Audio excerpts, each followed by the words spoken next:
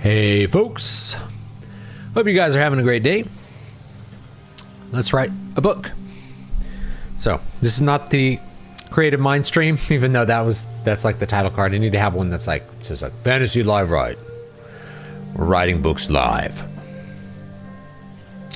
The reason I wanted to do Livewrite today instead of Friday, and I'm gonna probably do it again on Friday, is I really got to get to the end of this book.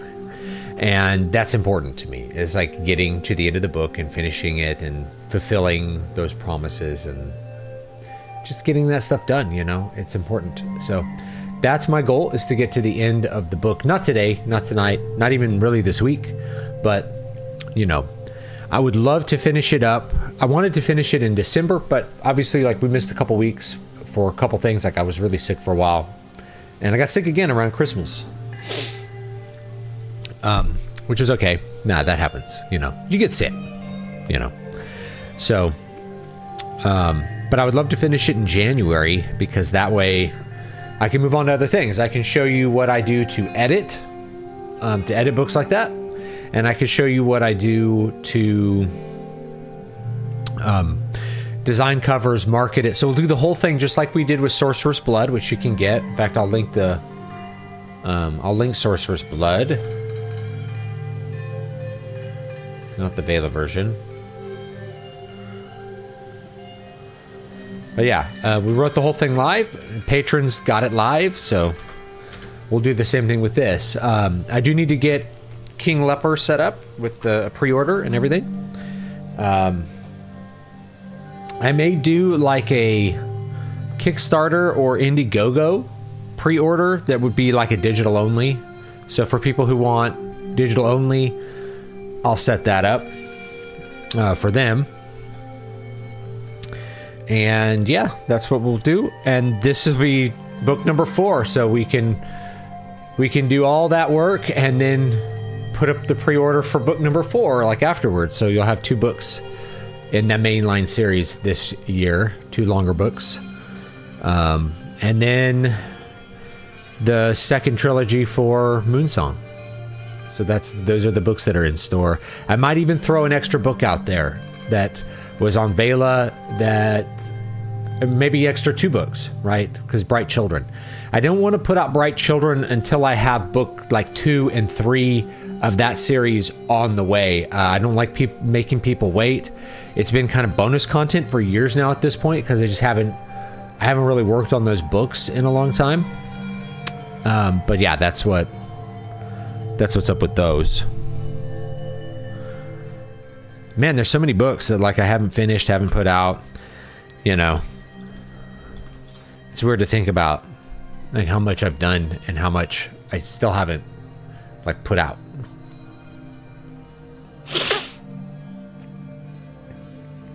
My New Year's resolution is to finally publish this book I've been sitting on for like 6 years now. It's awesome. Hopefully this month I'm doing one last revision and then out it goes. Yeah. So one of the things about books is that, you know, you've heard like, oh, you know, they're never finished, merely abandoned. It's really easy to feel like a book isn't done because you feel like it's not good enough. But I will just warn anybody that no matter how much you edit, no matter how much you pay an editor, no matter what you do there, someone's going to hate your book. You're going to get like a 1-star review from somebody. And what are you going to do when that happens? Are you going to, you know, what is that going to mean to you? Like, just going to have to be able to like deal with the reality that you can't be perfect. And the closer you get to perfection, the more, believe it or not, the better you get, the more aware you are of your flaws and of any kind of flaws in your work. It seems counterintuitive, but it's real. Like it's a thing that really happens to a lot of artists, is that they, the further you get in this, in a lot of cases, the less confidence you have because you're more aware of all the little flaws that happen with everything that you do. But you got to be willing to kind of put that stuff to the side and really go for it sometimes. So yeah, publish your book. You know, let the dice roll where they're going to roll. Got the tome on Kindle, Eternal Dreams, awesome. 10 books. Very cool. So that has everything that could be relevant for King Leper when that comes out. Which I need to write a blurb for King Leper. When the book is done and it's really big and complex, it'll be the longest book so far. Because it's actually 3 books, and I'm probably just going to cram them into one like big volume, because I don't want to release a trilogy that's part of a series, right? Unless I wanted to like reorganize the series so that there's like 9 books or something in it, which I don't want to do. It's okay to have longer books that cost more money, I think. Sometimes. If your platform can support it. Yeah, new album. Now I linked the new album. That's right. Liminality, the least worst of 2024. So that's out. And it's also available on all the streaming platforms. Maybe I could provide a link. You guys like Spotify? I don't know what streaming platforms you guys like to listen to stuff on. This is the mastered version of one of the Rain things. So it sounds pretty cool. I went ahead and grabbed the original files and did some EQing and some fixes. Let's see if there's anything. Otherwise, just get it. I don't think it's out on Spotify. There's a pre-save here. All right, available soon. Here, I'll send it to you. Here, we'll put it in the chat. The Eternal Dream Cycle. It's long. Eternal Dream is very much a literary hydra that takes place in multiple time periods. As I think about kind of where I'm going with certain characters, I'm like, I hope people don't get too upset. Because I'm making a point about certain things that I think a lot of people will not like. I mean, they might appreciate it if they understand it, or they might just like get angry that I'm not being superversive enough. I'm subverting expectations. We'll find out. Yeah. You know, YouTube Music is actually the best streaming service. It actually is the best by a really wide margin, and it pays artists more than virtually any other platform. So like if you're wondering like where do artists make the most money from streams, it's actually YouTube. I think they might make more money on something like Tidal, but if you're talking about like the big platforms that people use, YouTube pays pretty well. And I know because I make money on YouTube. But YouTube Music has way more music on it because it's got all the stuff, right? It's got all the stuff Spotify's got, but it's got a bunch of extra stuff, right? Live performances, concert videos. It's got music videos that you can just listen to the music from. It's got stuff that are like collections, ambient recordings, like all kinds of weird things that kind of fold into that space to make it just a better platform for music than almost anything else. And frankly, the algorithm works a lot better on YouTube as far as showing you new things that you're interested in listening to. I find, for me at least, the algorithm works a lot better than it does on something like Spotify. Spotify, every time you open it up, it suggests bullshit. It suggests like Dua Lipa, which I don't even know who that is, but anytime it opens up and then that starts playing, I'm like, oh, this is awful, turn it off. Ooh. Get it away from me. So yeah, YouTube Music is actually really good. So if you're a subscriber to YouTube Premium and you use like YouTube Music, it's a really good service. It's way better than I think people realize that are just using Spotify. Now I have Spotify. I mostly use it to like listen to Joe Rogan because the streaming service that I actually subscribe to, believe it or not, is Amazon Music. Which, in terms of how it pays artists, it's okay, right? I think it's kind of in the middle of those. I haven't looked it up in quite a while. But it integrates really well with, like, Alexa devices, and there's just less friction versus trying to set up another, like, you can't really get YouTube Music to work on a, like, if you want to listen to music in the kitchen or something, you know? But, yeah. Yeah, the problem with streaming music, it made difficult buying music difficult these days. That's why I like Bandcamp, because you can buy and sell digital files. But we're 20 years out from, at least, we're really closer to 25 years out from the collapse of the recording industry, where people would buy music and keep it and listen to it and collect. That stuff, that's been gone for 2 decades now. So we're just in a different time. And it's like, I have physical copies of my first album, of the first Jewel album, not actually the first album that I've recorded, but like, I have physical copies. No one ever buys them, right? I can sell digital versions, but people don't even think about buying the physical CD. They just don't do it, right? And like the rare occasion that somebody buys a physical CD and I have to like mail it to them or something like that, it's like I don't know, it's rare. I guess I appreciate it, but most people are not interested in buying physical media. It's not even on their, for me, and I will buy vinyls from bands that I like because I like to have the big artwork and I like the sound of the vinyl. It's just a different experience. I've gone into this. It's a better experience because you have to sit and listen, right? The vinyl is mastered differently. In my opinion, vinyls are almost always mastered better than the digital recordings, because digital recordings are made now to be on streaming services. So they're overblown, they're super loud. They sound like crap, but when you master for vinyl, you can actually have that full dynamic range, and it's expected. So the mastering just tends to be better on a vinyl. So even with like decrease in sound quality, especially you get towards the middle of the disc, it's not, you don't notice it. And then the better mastering that most people do to put it on vinyl, it means that it's a better experience. It does sound better. I think you also get more overtones because of the needle.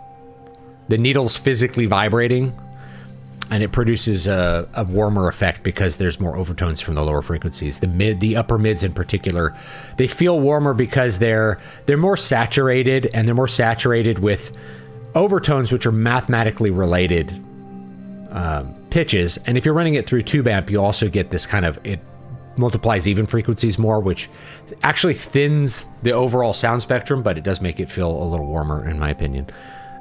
People use that word like warm, like what the hell does that mean?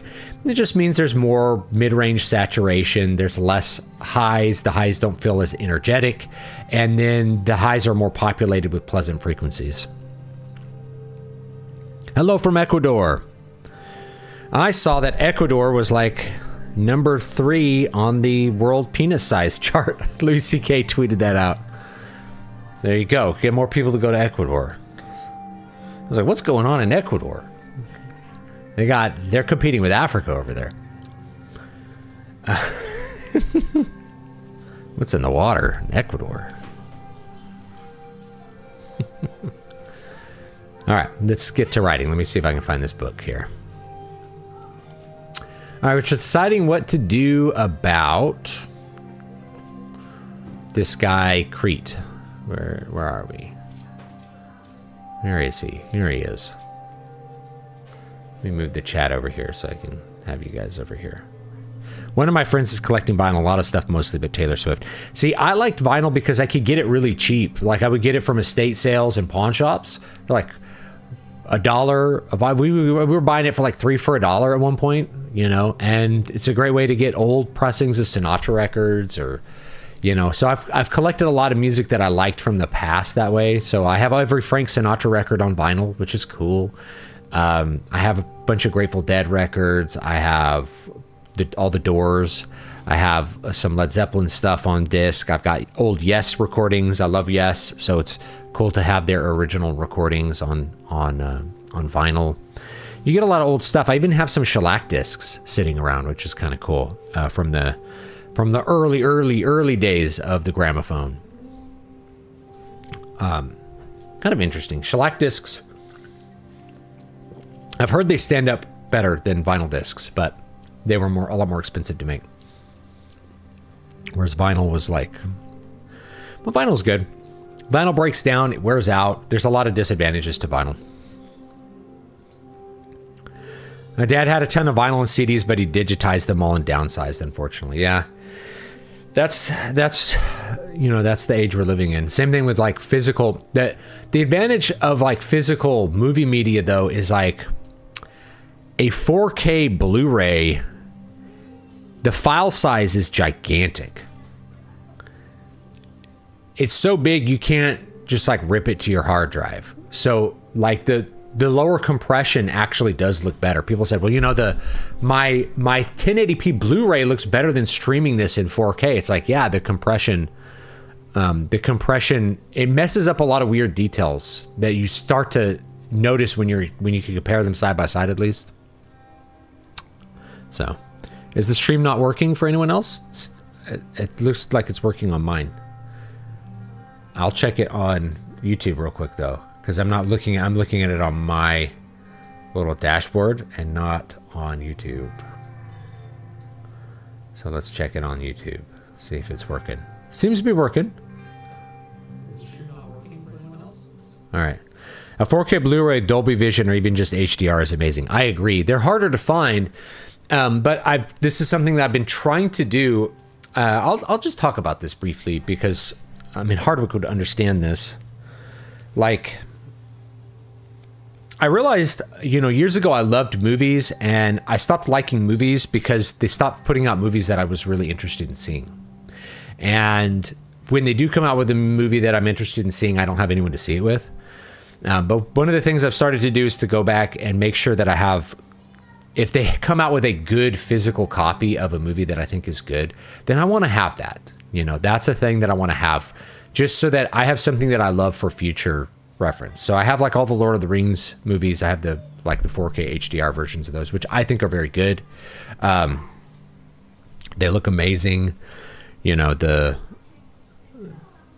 it's not the same as seeing them on film, like on a real projector, which is I mean, we're talking about like qualitative differences. The film I think looks better, but for kind of like vinyl, for things that people don't always think about, right? Like the colors, the blacks are not as deep with a projector. The colors, though, they feel more real with real film. They don't feel as saturated. I mean, even when they're oversaturated, they feel like better in a lot of senses.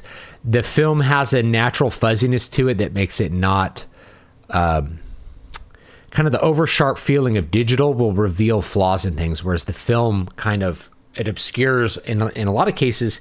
One of the things I noticed with like the 4K Lord of the Rings Blu-ray is that you notice the CGI more, because the CGI, especially if it's in the background, it's too sharp. Whereas on the film, things look more fully composited. They look like they belong together more, which I like a lot more. So yeah, it's a different experience to watch it on film, for sure. Let's see. Next song. I think I could do all these. I'll put them all up. All right. This is out of order from the album, but whatever. We'll keep listening to some music.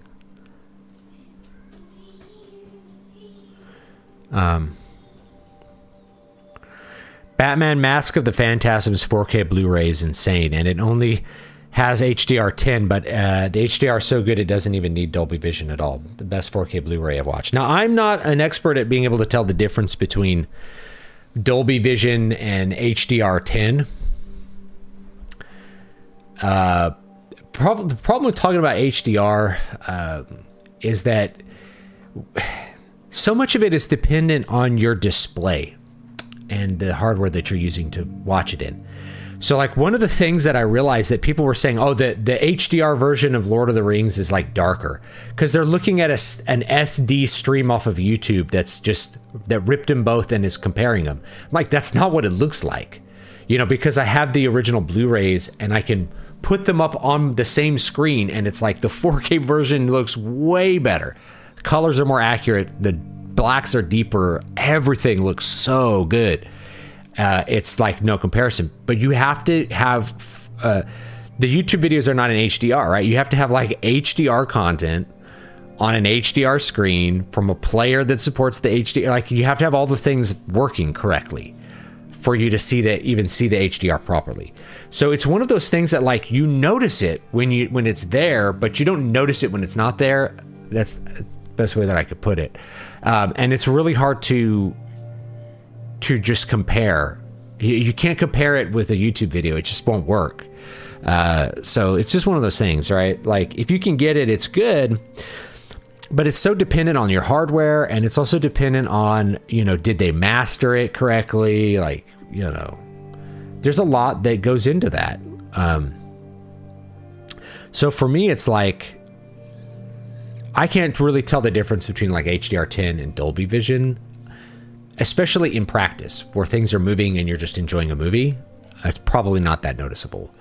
But HDR versus standard range, like normal range to high range, is like, you notice it, especially if you're looking on a good HDR display. A lot of HDR displays are HDR compliant displays, but they don't map the tones correctly. They're not bright enough, or like they don't get dark enough. So it's like not always a good, you could be deceiving yourself where you're like, oh, this is HDR. This doesn't look that much better. And it's like, it's because it's not. It's kind of like when we all got HD TVs and we're like, I can't tell the difference. Well, because the content was standard definition. We just couldn't see the difference yet. It takes a while to see the difference. So, but yeah, there's a lot of displays that are HDR displays, but aren't really. And like, they accept the HDR input and they kind of map it, but it's not as good as like the LG OLED, right? I have an LG OLED. I'm actually using an LG OLED right now that I got on sale, which was an interesting purchase. It was a cool purchase, right? Because it's a really good workspace. It's like 4 HD monitors kind of put together. It's really cool. So yeah, that's the thing about HDR is like, if you have the right display, it looks cool, but there's so much variation. You may be kind of fooling yourself. You're like, I think it's better, and it just doesn't really look better. It's one of those standards that everything kind of has to be right for you to even notice it. And I think this is just to kind of think about music. I think this is really a big thing with music, is most people actually can't tell the difference between like different bit rates of MP3s, for instance. MP3s all sound the same to them. MP3s don't sound any different. This one to that one, it doesn't sound any different. Change it. There we go. They all sound the same. That's your regular listener. And I know because I deal with normal people a lot. Normal people are not technicians. And so I think if we are enthusiasts, or we're in the business especially, then it's really easy to lose sight of the fact that normal people often can't tell the differences between these things. Like, my wife will see, they like the technical display at a store and be like, wow, that TV looks really good. And I was like, it does look really good, but if we took it home, I don't think it would look any better than our current TV. And in fact, I think our current TV looks better. But like, this is back before we bought a new TV. It's like, is it going to be better? Probably not, because we're just going to be streaming Netflix on it and playing PS4 games. So probably will just look the same. It'll look close enough that we'll just kind of forget how much better it looks, especially when you're looking at one display all the time. You just kind of forget that like that OLED looks really good. But yeah, normal people really can't perceive the difference between different levels of MP3. I can, and I'll actually notice something that if I'm streaming from Amazon Music, when they begin the stream, it's at a lower bit rate because they're trying to get the song started for you. It's the way that they programmed it. Then as it buffers up, it'll switch to like 192 or even higher, a higher bit rate. And then all of a sudden the highs just pop out. They're like, psh. All of a sudden the highs become super crisp. Like when you first hear it, it kind of sounds like someone talking with their hand over their mouth, and then it comes away and you're like, whoa, now I can hear all the detail in the music. That's it going from a low bitrate MP3, not whatever format they're using, but low bit rate to high bit rate. So you can tell the difference when it does that. But if I just were to play a low bitrate MP3 and I'd be like, does this sound bad? People are like, it sounds fine. It sounds fine to me. Oh, okay. You know, most people, it's very contextual when they can even tell the difference. Even audiophiles can get fooled really easily into thinking it's one format or another, or it's a higher or lower bit rate, and a lot of people can't really tell. And that's why I say the most important part of, if you want to have a good hi-fi system, the most important part is actually the speakers. It's far more important than the amp. It's more important than the source that you're using, is the speakers. The speakers color the sound more than anything else, and they're the thing that will make it sound bad or make it lose detail or present all the detail that's present in the music that's possible for you to hear. The speaker quality matters more than anything. So if you're going to upgrade anything in your hi-fi system, your speakers would be the best thing to upgrade. Your amp, especially with digital music, it makes almost no difference. If it's a solid state amp, solid state amps are really clean. They're not bad, contrary to popular belief. You know, tube amps do add color that people like, but they're not better inherently. So if you're just using a regular solid state Class AB amp or even a Class D amp, the speakers matter way more than changing out that amp, like 10 times more. They're so much more important because regular people can't tell the difference, but they'll tell the difference between the speakers. If they hear crappy speakers, they'll be like, this sounds bad. And then if they hear like big speakers, big bass, you know, then like, whoa, this hi-fi system is great. What kind of amp do you have? That's the first thing people ask, like, what kind of amp are you running? I'm like, it's like a, what is my amp? I'm trying to remember who made my amp. I don't know. It's a decent amp. It's a solid state amp. It's the speakers that sound good. Actually, in my back porch, I have better speakers than I have in my living room. And I'm amplifying them with a guitar amplifier, with a class AB, maybe it's actually a Class D solid state 150 watt guitar amp. I'm running directly into the power stage from like an Alexa, from an Echo Dot, and it sounds great. The Echo Dot's not streaming really great quality, right? The amp is a guitar amp. There's no EQ. But it sounds amazing because the speakers are really good. They're old Harman Kardon speakers and old Pioneer speakers that sound really good. So you get great sound quality just from the speakers. They matter so much more than anything else. You know, so it's like, yeah, most HDR displays don't have backlit dimming or have barely any backlit dimming zones. OLED is self-light, so it does the dimming on a per pixel basis. That's why it's usually considered the best. I went TV shopping. A lot of TVs say AI UHD, where it uses AI to upres. I guess, yeah, but that's old technology. You know, it's AI. They just put it on everything. Upscaling technology, that's honestly pretty old. Like, you know, your PS3 did a great job upscaling DVDs. So. Yeah, my ears aren't as good with distinguishing music quality as much, other than it's obviously low quality. Once you get below, I think, 96 kilobytes per second MP3, once you get below that, if you're getting down to like the 90s MP3s that were like 56K MP3s, they start to sound, the high end starts to sound like crap. But that's where you notice it, because that's the amount of information, because there's more frequencies in the high than the low. There's just a greater number of frequencies. That's where all the detail of speech is. So that's where our ears are really engineered to hear detail, is in the high range versus the low range. That's where you notice that MP3s suck. Once you get to like 196, they're like, people really can't tell the difference. They're really good quality. So, you know. Anyway, that's right. Taking enough time talking about this stuff. But yeah, I am trying to, as best I can, get copies of movies that I think are really, that I really want to have for posterity, you know, and I want to make sure I have those. I still have a lot of DVDs, so I still have a lot of them, right? I have a lot of my favorite movies still on DVD, but not all of them, you know. And I have to be realistic. Like, I love Goodfellas, but do I need a 4K HDR version of Goodfellas? Like, what am I gaining with that? Am I gaining something with Goodfellas? Goodfellas, the quality of Goodfellas, it's not that it's poorly shot or anything. The quality of Goodfellas is not in the image. It's in the acting. It's in the writing, right? It's in the editing. It's in all these other things, not in the image quality. So I don't really need like a 4K HDR Blu-ray of Goodfellas.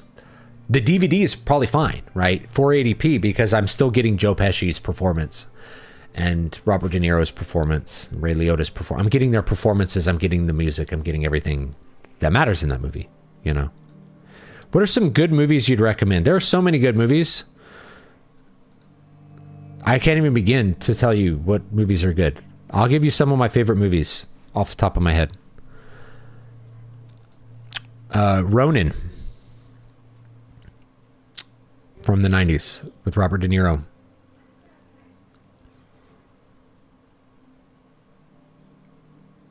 Apocalypse Now. Goodfellas.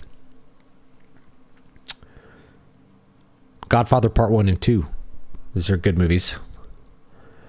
Other favorite movies. Heat. Directed by Michael Mann. One of my favorite movies of all time. I like the Lord of the Rings movies. Dude, there's a lot of debate. Oh, you know, they should have had Tom Bombadil. Obviously, they should have had Tom Bombadil. However, as far as movies go, they're some of the best movies that I can think of. Like the visual quality, the quality of the acting, the music. Like, they're such an experience. That is a thing that's worth having in a high quality version, high quality Blu-ray or whatever, for sure. Just rewatch The Usual Suspects. That's a great one. I always liked that one. I felt like, you know, the whole ending. No, it's good. It's a good one. Pulp Fiction. Yeah, Pulp Fiction. I love that one. What else? I mean, there's so many movies. I'm just trying to think of, like, what are some of my favorites? Or I'm like, oh yeah, this is a great movie. Oh my gosh. Who directed it? Was it Francis Ford Coppola? Or was it Martin Scorsese? Bringing Out the Dead.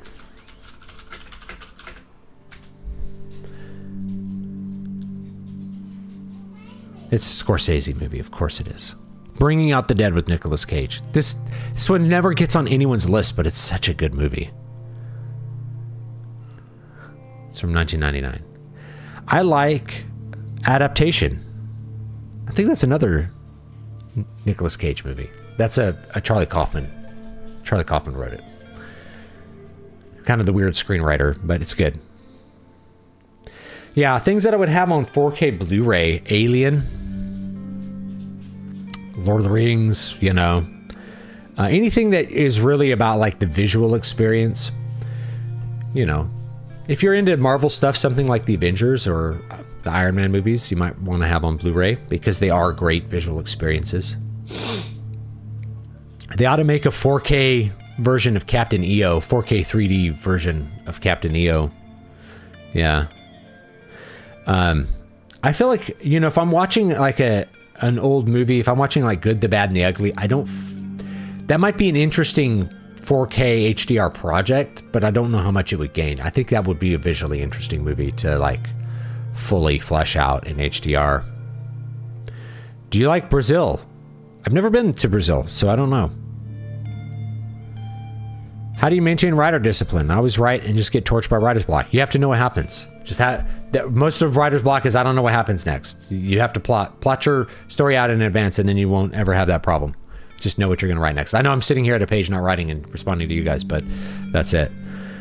Just have to, almost always writer's block is I don't know what happens next. Stop, write down your plot, make an outline of what happens next, and then just write that. So almost always it's a matter of I don't know what happens next, and that's fine. It happens, you know. Maybe you think that it's like, you know, like Stephen King is a pants writer. He writes by the seat of his pants. He just writes. He doesn't outline. That's great for him, but for most people, you need to know where you're going. And in fact, Stephen King almost abandoned The Stand because he didn't know what happened at a certain point. He's just like, I don't know where the story needs to go from here. So yeah, if you stop and outline, you'll probably get rid of your writer's block. Pacific Rim. Yeah, that might be a good one. Mask of the Phantasm.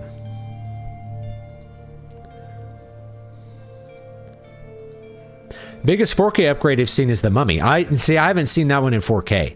It's a massive improvement over the Blu-ray. Okay, so I'm going to get the 4K because I really like The Mummy. I think it's a great classic action movie. I would watch it with my kids. I bet my son would have a great time with it. Star Wars. Hey, Star Wars is something that's worth having a great copy of the movie. Right?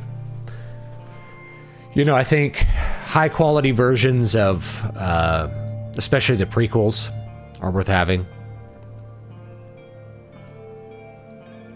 The Terry Gilliam film, Brazil. I don't think I've seen it. I haven't seen every classic movie that exists. I don't watch as many movies as I used to. You know.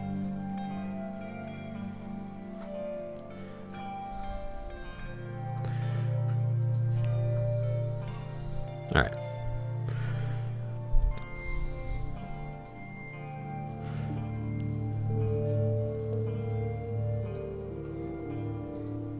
Oh, that's right. I needed to have this guy.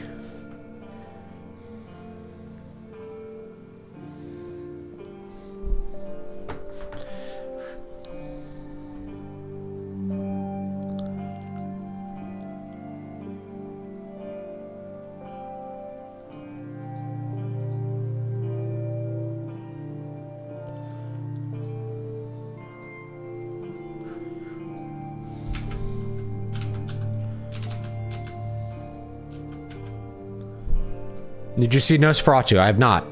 Chances are I will not be able to go to the cinema any time soon. It's not. I'm not trying to be a dick about that. People are like, you need to go to the cinema. I can't go to the cinema. I don't have. It's not on my schedule. Maybe once I like finish up certain stuff and like take a step back from doing YouTube, I can probably go to the cinema more. But probably not till then. Which means you wouldn't know what I would think about it anyway, because I wouldn't be able to go to the cinema. I wouldn't be able to make a YouTube video. I'd quit doing this. Right? Time is a zero-sum game, and I don't have a lot of time. So I have to really focus and be very intentional about everything I do.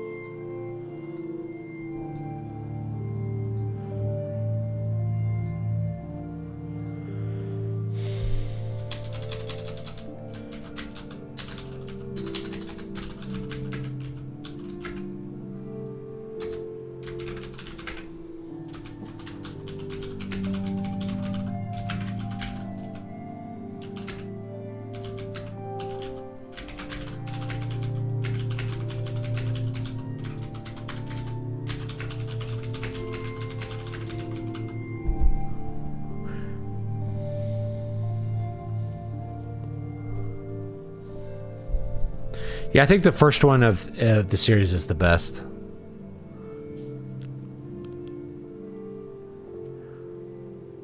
I honestly don't even remember the third one. I know I watched it with my dad in theaters, but I don't remember anything about it. Yeah, I think the first one's really good though. First one has great pacing and a lot of visual flair. I think it's really a really fun movie to watch. To me, like that Mummy movie was more like what Indiana Jones, it was like the continuation of what people wanted from an Indiana Jones movie. And then we got Indiana Jones 4 and it was like, what? I do think they were trying to make Indiana Jones 4 a continuation of the Indiana Jones movies, but with each year that passes, it gets harder and harder to be sincere like that in Hollywood. You know, The Mummy is just a really sincere monster action movie, and maybe Tom Cruise could do that. Like, Tom Cruise did a Mummy movie that I never watched that was supposed to begin like some sort of cinematic universe franchise thing. I might like to watch that one and just kind of, you know, kind of get a view of that one. But like current year 2024, it's like I saw nothing but sequels and prequels. Like, that's the only thing I saw being advertised. I know there was more stuff, but like that was the main things. There was no big budget movies that were like The Mummy. Like, it just seems like impossible to make something like that. I don't know. Even though, I mean, it's not, The Mummy's not really a remake, I don't think, of like the earlier Mummy movies. I think it's just a new movie about a mummy. I could be wrong. Like the Hammer Mummy movies.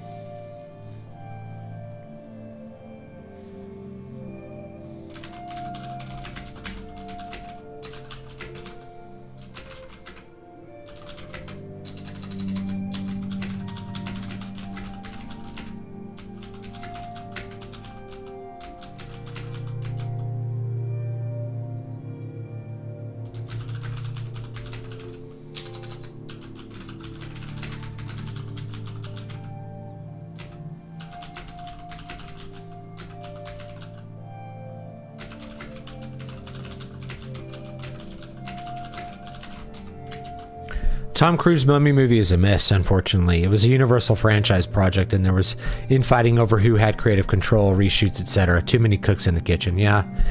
I would still love to see a director's cut of Rogue One, even though I think Rogue One is a really bad Star Wars movie, just on kind of technical levels, like the writing, the pacing, the editing, the stories they were trying to tell. It's a very slow and boring movie overall. But it's clear that they apparently reshot 40% of that movie. That's the number that I heard, around 40%, which means that they could have reshot half or more. They just kind of said that. And there was all kinds of things in the previews that weren't in the movie, which is really weird. The previews looked so much better than the Rogue One movie, and it had things in it that like just weren't in the movie. So what they had done was they got the director's version. They decided it wasn't good or something, and so they, whatever nameless Alan Smithy, producers or directors took it and reshot it.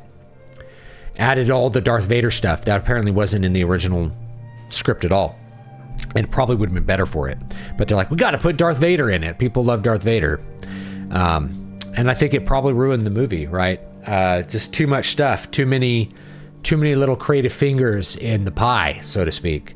I think you can really kill a creative project by having too many cooks in the kitchen. I think that that's a thing that happens in Hollywood quite a lot. And I kind of learned this with talking to a guy named Paul Aaron, a producer in Hollywood. He lives across the street from James Cameron. So like when I went to his house, I was like, there's a castle across the street. That's where Jim lives. And he was basically telling stories about all of these scripts that got rewritten and how they would bring him in to do writing credits, because a script would get rewritten by so many screenwriters, you were no longer sure of who should get credited at the movie. Like we're talking, there were scripts that were rewritten 17 times, 18, sometimes 30 times by 10 or 15 different writers. So who wrote that movie? You know, kind of like Last Action Hero. It started as a kind of a joke script and it got rewritten 3, 4, 5 times. They had several writers rewrite the movie into what became The Last Action Hero starring Arnold Schwarzenegger. And it sucked away all of the seed of like the creative jocularity that formed the movie. Just got kind of sucked away by that process. And you're left with something that was really subpar. I found this out. That was the case with Snow White and the Huntsman, is that they paid a lot of money for a script and then the producers just didn't have confidence in the script, so they had it rewritten 17 times. And what the movie we got was what we got, which had some interesting scenes in it and was an interesting take on Snow White, I suppose. But it just fell flat. It just felt dispassionate is the best word I can think of. It felt like everyone was phoning it in and no one cared, and everything was sort of, 20 different people's ideas of what would be cool to see in a movie, and that's the movie that came out. So I think the power of the auteur, I think the reason that we like people like James Cameron and Steven Spielberg and George Lucas and directors like Martin Scorsese or Francis Ford Coppola is because they're auteurs, because they have, you can think of many other directors as well. They're auteurs. They have control over the project. It's their vision. They're always working towards their vision of it. That one coherent vision that people are kind of getting into. They're getting drafted into that vision. There's lots of creative hands that touch it, but they're all directed by one person who has the final product in mind. That's really important, I think. I think without that in a movie, because there's so many people that make a movie, I think you can end up with, it's not a disaster. Like you look at Snow White and the Huntsman and you don't like, oh, this movie's a disaster. It's just not, it doesn't make you feel anything. It's dispassionate. You watch it and there's images and there's a story and then it ends and you just don't feel anything. It makes you feel nothing. And that's not how a great movie should be. A great movie should leave you thinking or feeling a lot, Christopher Nolan, you pick there's still modern auteurs out there that I think do a great job. So, I think without that kind of creative control, you'll really lose what can make a movie special. You need that vision. You need that final person that everyone answers to. Just stopping by to say, hey, and I liked your latest vid on do you need Pro Tools to write and create, popping in and out between jobs, but I'll catch you on the VOD. All right, have a great one. Marvel made the screenwriter of the second Doctor Strange movie rewrite the script 33 times and also made Sam Raimi scrap and reshoot 70% of the movie. Of Spider-Man 3, I heard that. They made Raimi basically make 2 movies out of Spider-Man 3. I heard that as well. Because they didn't have confidence in Spider-Man 3, and that's why Spider-Man 3 is kind of a dud. Bruce Campbell joked that I haven't seen the second Doctor Strange movie. I haven't seen it. Bruce Campbell joked that Raimi didn't even know if Benedict Cumberbatch would still be in the movie after all the reshoots. Yeah. Man, that's crazy. I didn't know about that. I didn't know about that detail. But I know that like he basically couldn't make Spider-Man 3 the way he wanted to, even though Spider-Man 2 at the time was considered the best superhero movie ever made. No. You can't do what you want for. You can't have a vision for. We got to have Black Spider-Man, Black Suit Spider-Man in there. You know. Anyway, so it's kind of two movies kind of squished together. There's an editor's cut of Spider-Man 3. I'm not aware of that. Maybe that's worth watching though. I do like that my PlayStation 3 has the Spider-Man font on it. I always thought that was cool. It's like the same font they used on the Spider-Man movie posters. I think I have it. I have it in the library somewhere, in my font library, but I never use it because it's like, it's one of those fonts where when people see it, they're like, there's another one. There's a font for like the PlayStation 2 that says, you know, PlayStation 2. Then when people see it, I think it's Industry Ink. It might actually be, I've used it for some book covers, I think. No one notices that it's PlayStation 2 until you write PlayStation and they're like, that's it. But the PlayStation 3 font is so characteristic. It's that Spider-Man font.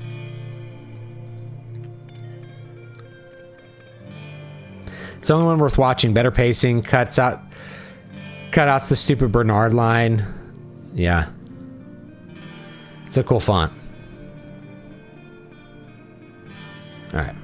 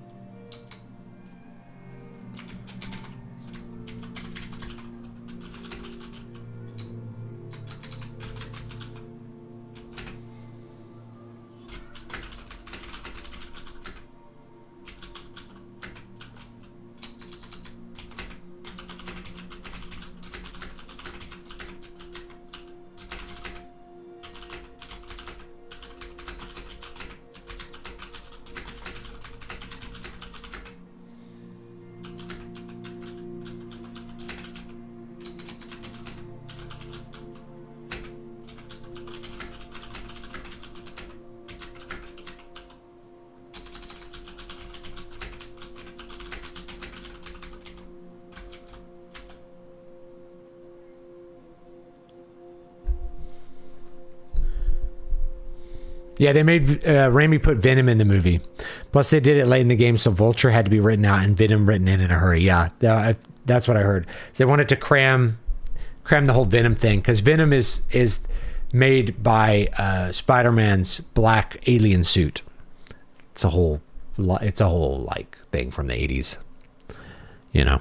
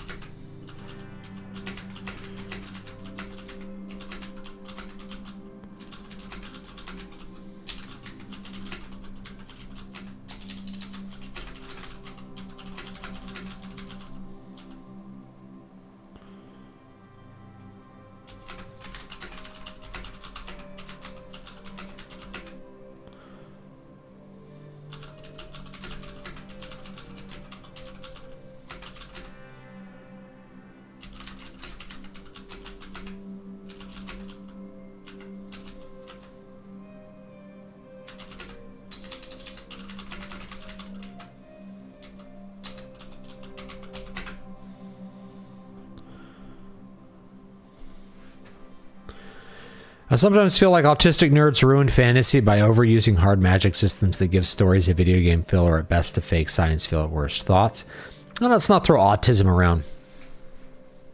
But yeah, I think overall the Sandersonian, it gets called Sandersonian, but I would say the D&D like influence on fantasy has overall been bad, not because it produces always bad stories or D&D is bad, but because it encourages people to have those hard magic systems that can get really boring, and also can strip a story of its mythic feeling. So you can't write mythic stories with a hard magic system. It just doesn't work, right? Because we're dealing with the powers of the gods. Those gods need to be able to be fantastical and all-powerful. It gets called Sandersonian, but it really predates Sanderson. I would actually say it goes back more to Dragonlance. Dragonlance doesn't have a hard magic system, but it uses Dungeons and Dragons rules and classes and ideas from the game as a starting point for the characters and the plot for the Dragonlance books. It's not a bad thing. They're not bad books. They're good books in their own way. They're my favorites, but they really nailed what I would say 80s D&D kind of felt like. So I do recommend the Dragonlance books.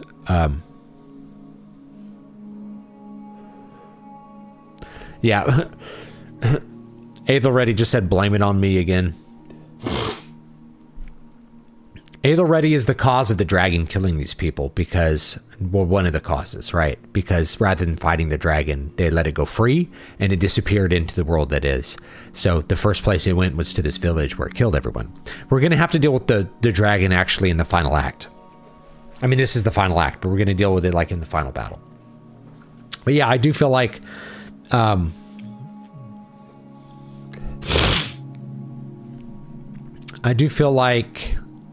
that focus on hard magic systems and the expectation that audiences have that this is the way fantasy ought to be written.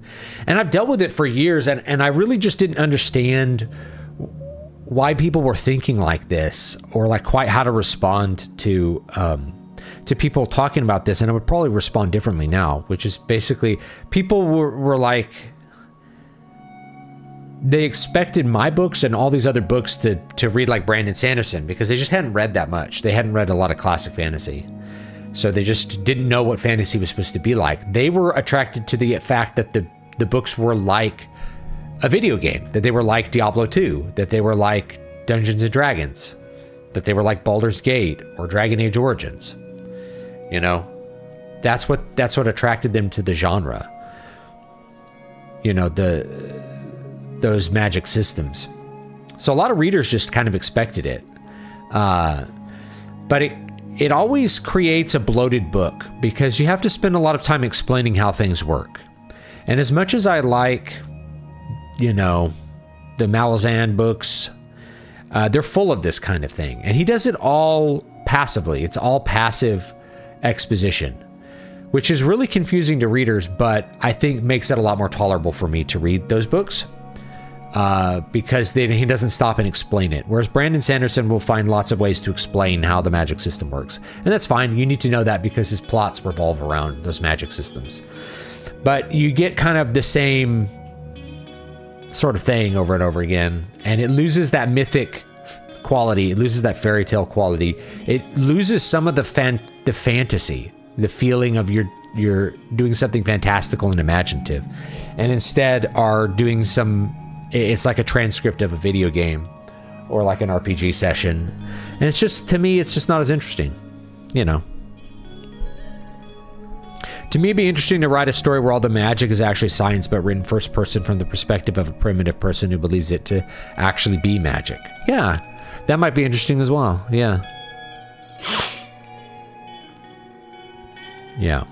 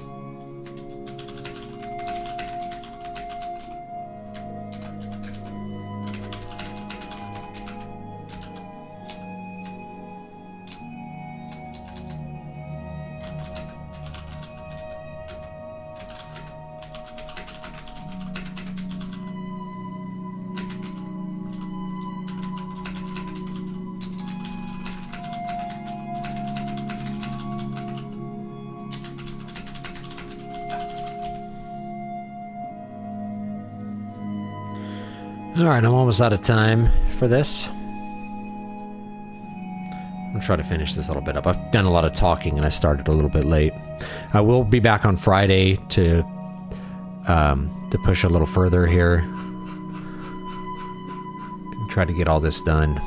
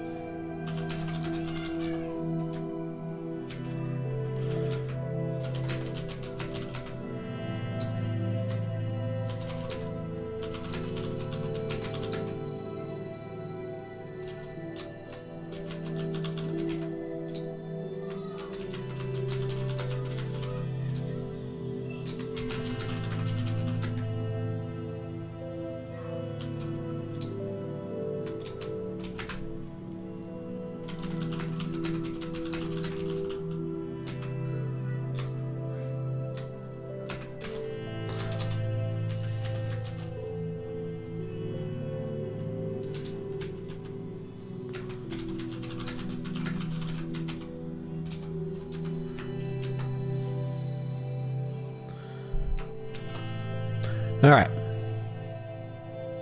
That's about it for today. It's about a good chapter. We'll do chapter 24 on Friday.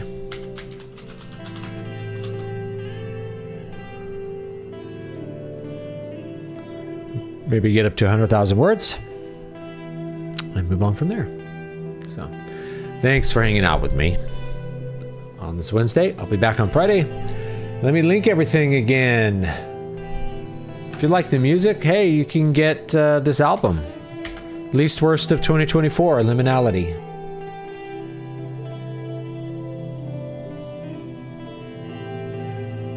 You can buy that. Also available on streaming platforms. I think I found like a pre-save for Spotify. Give me a second. If Chrome doesn't just seize up on me. There we go. Oh, let's link the Christmas special. Only available through the end of the month. So if you want the Christmas special, which is 10 Eternal Dream books, now's the time to get it.